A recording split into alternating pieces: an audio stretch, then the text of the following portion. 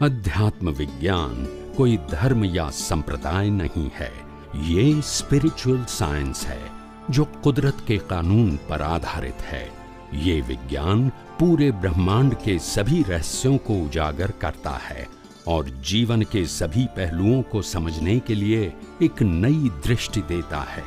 इसी को art of vision कहते हैं, दुनिया को देखने की एक नई दृष्टि, जो अध्यात्म विज्ञानी परम पूज्य स्वामी श्री कमलेशानंद जी के निर्देशन में सनातन सत्य का अनुसंधान कर हमारे जीवन को प्रकाशित करे। जय सच्चिदानंद।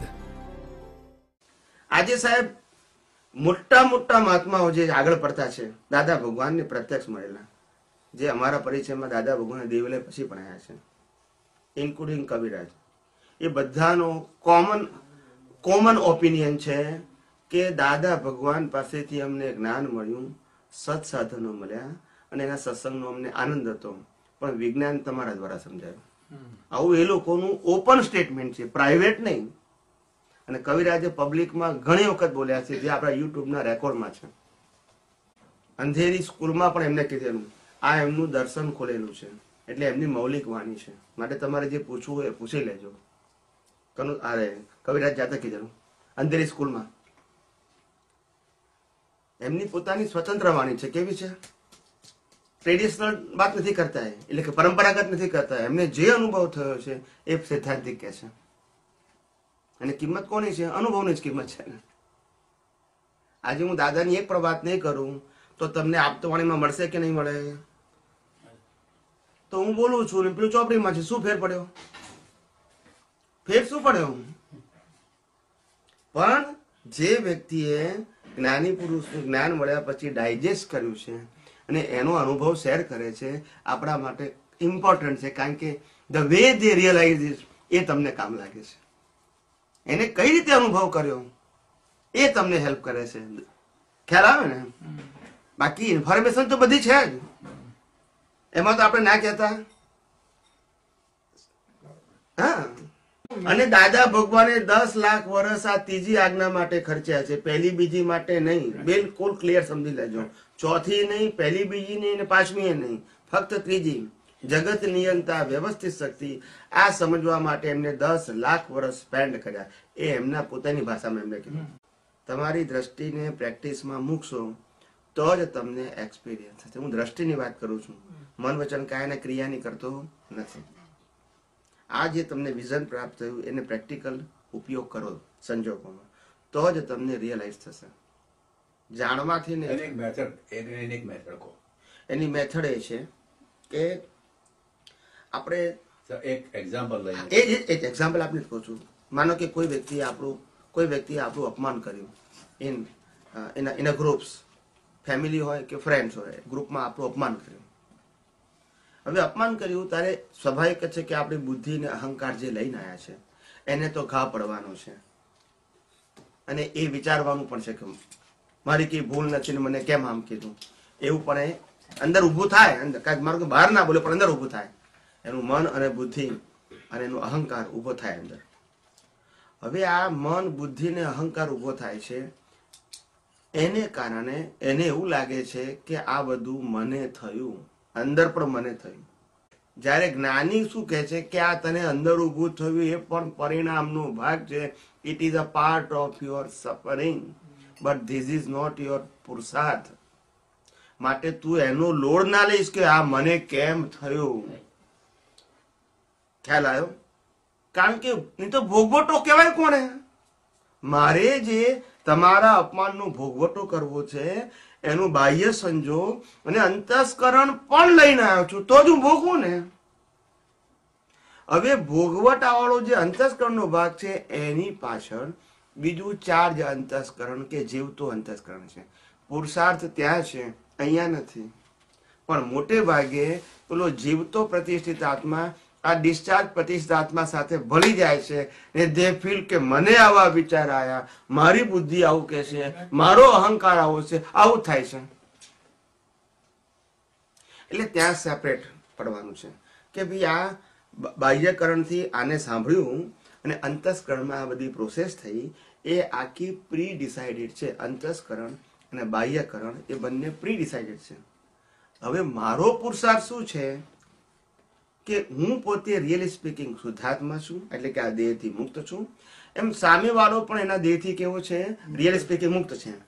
અને એની વાણી બોલવાના સંજોગ અને સાંભળવાના સંજોગ એ બધા કુદરતી રચના છે. મન, વચન, કાયાની અવસ્થા માત્ર કુદરતી રચના છે. તો કુદરતી રચના તરીકે તમે જુઓ તો તમારે પ્રતિક્રમણ કરવાની જરૂર પડે? સંભાવ્ય નિકાલ કરવાની જરૂર પડે? ના પડે. આ જ્ઞાનનો ઉપયોગ એ જ પ્રતિક્રમણ, એ જ સંભાવ ને એ જ તમારો શુદ્ધ ઉપયોગ. ઓન ધ સ્પોટ એ વખતે નથી રહેતું. ઓન ધ સ્પોટ ના રહે તો પછી રહેતો નુકસાન શું છે? જેને નથી રહેતો એના કરતા તો સારું છે પછી રહેશે ને. તમને એક મિનિટ, તમે કોઈને ઉછીના પૈસા આપ્યા કે ભાઈ 15 દિવસમાં હું આપી દઈશ. 15 દિવસમાં ના આપ્યા ને મહિને આપ્યા તો બોલો ભાવ હતો એટલે ના. 15 દિવસ મેં કીધેલું પણ આપ્યા મહિને તો શું કરશો? It is okay. The same thing એની અંદર પછી થયું તો પણ થયું તો ખરું પણ. So it is your awareness. ભલે થોડા સમય પછી કામ કર્યું પણ હતું તો ઉપયોગ કર્યો ને, હોય જ નહીં તો. અને બીજું તમે જાગૃતિ હતી માટે તમે પછી પણ ઉપયોગ કર્યો. પણ હાવ બ્લાઇન્ડ હોય તો કે ના હું તો સમજી ગયો છું પણ એપ્લિકેશન કરે જ નહીં તો આખી જિંદગીમાં ઉપયોગ ના થાય અને અનુભવ પણ ના થાય. આ જ્ઞાન એ મગજમાં રાખવાની વસ્તુ નથી, એપ્લાય કરવાની વસ્તુ છે. ભલે ગમે ત્યારે અઠવાડિયા પહેલા ભૂલ થઈ ગઈ હોય અને આજે યાદ આવે તો તરત ઇરેઝ કરી નાખવાનું કે ભાઈ આવી પ્રકૃતિ મારી ન હોવી ઘટે, કારણ કે આ પ્રકૃતિ એ મોક્ષ માર્ગ માટે લાયક અને સહાયક નથી. સિમ્પલ. માં એક્શનમાં ડિટેલમાં ક્યાં જવાનું છે આપણે? મને ચોર મળ્યો તો ચોરના પ્રતિકોણ મારે નથી કરવાના, પણ મારી અંદર ચોર મળ્યો કારણ કે હિસાબ હતો મારો ભોગવટાનો. માટે અંદર અંતર્યામી પરમાત્માને પ્રાર્થના કરું છું કે હે ભગવાન, મારો આવો હિસાબ ન હોવો ઘટે, કારણ કે આ હિસાબ મોક્ષ માર્ગ માટે લાયક અને સહાયક નથી. આપણે ચોરના પ્રતિક્રમણ નથી કરવાના. એમ કોઈ વ્યક્તિના પ્રતિક્રમણ કરવાનું નથી. એ બાળ ધર્મ છે. બાળ ધર્મ ખ્યાલ આવ્યો ને? ઇટ્સ અ બિગિનિંગ સ્ટેજ નું રિલીજિયસ છે કે પર્સન ટુ પર્સન પ્રતિક્રમણ કરવા, જે ક્રમિક માર્ગમાં છે. એ પ્રતિક્રમણ આપણે હવે ખરેખર ના હોવા જોઈએ. આફ્ટર મેચ્યોરિટી આપણું પ્રતિક્રમણ શેનું હોય કે કેમ મને પેલો વાંકો માણસ મળ્યો? Because of my reason. એવું નહીં.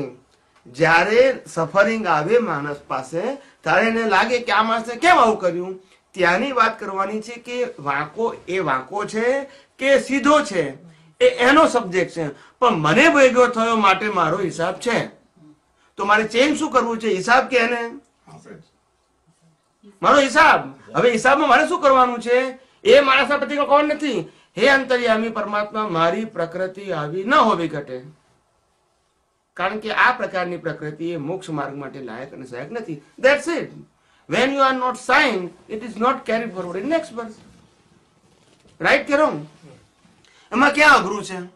એમાં કોઈ ધર્મ વચ્ચે આવ્યો, કોઈ સંપ્રદાય વચ્ચે આવ્યો, કોઈ ગુરુ આયા, કોઈ ક્રિયાકાંડ આવ્યું? કશું આવે જ નહીં સાયન્સમાં વચ્ચે. અને આ જ સાયન્સ દાદા ભગવાન આપણને બધાને કહેવા માંગતા હતા. પણ at that time whatever the Mahatmas is there, they were nothing interest in a science. And they asked the question so many times, દાદા હવે શું કરવાનું, હવે શું કરવાનું, હવે શું કરવાનું? Because એ લોકોને ડુઅરશિપ ના ફોર્મમાં જ્ઞાન જોઈતું હતું. દાદા પછી કે ખારું તું ત્રિમંત્ર બોલ 10 વખત, તું 3 વિધિ 2 વખત કરશે તો શું કહે? પણ કીર્તન ભક્તિ કરશે, 2 વખત આરતી કરશે. કેમ? કારણ કે એનું માઇન્ડ સેટ થયું છે કે કરવાથી જ થાય, એવું સેટ થઈ ગયું. હવે એને વિજ્ઞાનની વાત કરતો કઈ રીતે પહોંચે? એ લેવલ ઓફ અન્ડરસ્ટેન્ડિંગ નથી એનું. અને આજે અમે એ જ લેવલ ઓફ અન્ડરસ્ટેન્ડિંગ ઊભું કરીએ છીએ લોકોમાં. ત્યારે the people they ask about the science. એટલે આમાં શું થાય છે? ઘણી વખત કેવું થાય છે કે આપણી પ્રકૃતિ હોય કે સામેવાળી પ્રકૃતિ હોય, પણ એક જ પ્રકારની બિહેવિયર સામસામી ના ગમતી વારંવાર કરે તો આપણી પ્રકૃતિ, આપણું મન, આપણી બુદ્ધિ, આપણો અહંકાર એને સ્વીકારવા તૈયાર થતું નથી. આપણને એમ લાગે છે કે આ જાણી જોઈને કરે છે, ઈરાદાપૂર્વક કરે છે, એવું આપણને ફીલ થાય છે. એ આપણી અજ્ઞાનતાને કારણે. પણ વાસ્તવમાં જેટલી વખત પણ સામેવાળી પ્રકૃતિ આપણા માટે નેગેટિવ કરે છે અથવા આપણી પ્રકૃતિ સામેવાળા માટે નેગેટિવ કંઈ પણ કરે છે, ના ગમતું, તો પણ જાણવું કે એ એટલી વારનો આપણો હિસાબ છે. એટલે એને કાઉન્ટ ના કરશું કે મેં કેટલી વખત ભૂલ કરી અથવા સામેવાળાએ કેટલી વખત ભૂલ કરી. મેં એક્ઝામ્પલ આપું છું. એક વ્યક્તિ તમારી પાસે એક વખત જૂઠું બોલશે, તમે લેટ ગો કરશો. બીજી વખત બોલશે, લેટ ગો કરશો. દાખલો આપું છું. ત્રીજી વખત કરશે, લેટ ગો કરશો. ચોથી વખત તમે બિલીફ બાંધશો કે આ આવો જ છે. પછી 5મી વખત કરશે આવો જ છે. 10મી વખત કરશે આવો જ છે. એટલે તમારી બિલીફને તમે શું કરી? હવે એ જ્ઞાન સ્ટ્રોંગ થયું કે અજ્ઞાન? પછી એ શું થાય? આપણી સામે આવે કે નહીં? પછી રિએક્ટ કરે, એને છોડવા જેવો નથી કે ભાવ કરે અંદર. હવે કે છે કે આ 10 વખત કર્યું તે પણ ઉકલતી પ્રકૃતિ છે. જેવા જેવા હિસાબ જેવા ભાવે ને ભારે ફેંકેલા તેવું જ આવે લેણું યા. એટલે આપણે કેટલી વખત એવું કાઉન્ટ નહીં કરવાનું. પ્રતિક્રમણમાં એટલું જ કરવાનું, આવી પ્રકૃતિ મારી ન હોવી ઘટે, કારણ કે આ પ્રકૃતિ મોક્ષ માર્ગ માટે લાયક અને સહાયક નથી. મેં પહેલા કીધું પ્રતિક્રમણ વ્યક્તિ સાથે કરવાના નથી, અજ્ઞાન ના કરવાના છે. મેં અજ્ઞાન બાંધ્યું તું તારે મને ચોર ભેગો થયો ને, તો મારે ચોરને સુધારવાનું છે કે મારું અજ્ઞાન કાઢવું છે? તો અહીંયા સેન્ટર પોઈન્ટ છે, ત્યાં નથી. એ બરાબર, એ સાચું છે, પણ એ બિગિનિંગ સ્ટેજ છે. એટલે મને એવું હતું કે મારી સામે આવે છે વ્યક્તિ એટલે મારે એના કરવાના, પણ હવે પ્રાઇમરી સ્ટેજમાં બરાબર હતું કે વ્યક્તિના પ્રતિક્રમણ કરીએ, પણ બધા દાદા ભગવાનનું એક મેઇન સેન્ટેન્સ છે જે આપણે બધાએ અનેક વખત સાંભળ્યું છે, બધી ઉપાધિનું મૂળ મુઆ તું જ છે. તો ભૂલ ક્યાં સુધારવાની છે? વાઇબ્રેશન નાખી શકીએ ને અંદર જ છે. મને વાંકો માણસ મળ્યો તે હિસાબ, અને વાંકો માણસ 10 વખત વાંકું બિહેવિયર કરે તે પણ કોનો હિસાબ? આપણો હિસાબ. તો અહીંયા કરેક્શન કરવું છે કે ત્યાં કરવું છે? બીજા પર પોઝિટિવ વાઇબ્રેશન તો નાખી શકીએ ને. એટલે મેં કીધું કે પોઝિટિવ વાઇબ્રેશનમાં એક જ વાક્ય યાદ રાખવાનું, હે અંતર્યામી પરમાત્મા, એને સદબુદ્ધિ આપજો અને મને સંભાવી નિકાલ કરવાની શક્તિ આપજો. પતી ગયું. એટલે એના માટે પણ નેગેટિવ નહીં ને આપણા માટે નહીં. તે પોઝિટિવ વાઇબ્રેશન ની અસર પડે કે ના પડે એ નહીં જોવાની, અંદર ક્લિયર થાય છે કે નહીં એ જોવાની. પોઝિટિવ વાઇબ્રેશન એટલે પેલો સુધરે કે નહીં એ આપણા જવાબદારીમાં આવતું નથી, પણ મારી દ્રષ્ટિ સુધરે એ તો મારી જવાબદારીમાં આવે છે. પણ તામી વ્યક્તિ જ્ઞાન લીધું હોય પણ સત્સંગને ટચ ના હોય અને આવું બિહેવ થઈ ગયું હોય, તો આપણે પ્રતિક્રમણ કરીએ તો સામાન્ય વાઇબ્રેશન એના પહોંચે? એટલે તો હું તમને સાયન્સ સમજાયું. મેં તમને પહેલા સાયન્સ સમજાવ્યું કે ક્લિયર અંદર કરવાનું છે. તમારું અંદર ચોખ્ખું થઈ ગયું તો જે વાંકો માણસ આજે મળ્યો તો એને એનું ચોખ્ખું નથી કર્યું, એ તમને ભેગો નહીં થાય. પણ તો ભેગો ના થાય ઇમ્પોર્ટન્ટ છે કે એને સુધારવો ઇમ્પોર્ટન્ટ છે? અત્યારે મને ભેગો કેમ થયો કે મેં બીજ નાખ્યું હતું.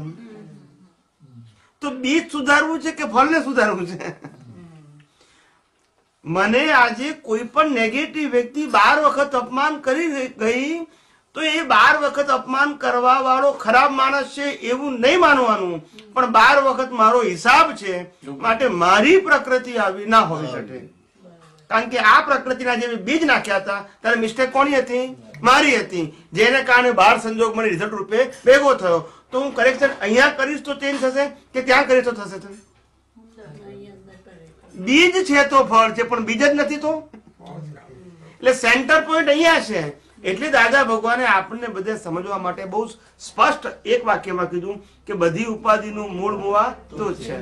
જો સમજાય તો, અને એ ના સમજાય તો બીજા બધા છે. એના ઉપર આધાર.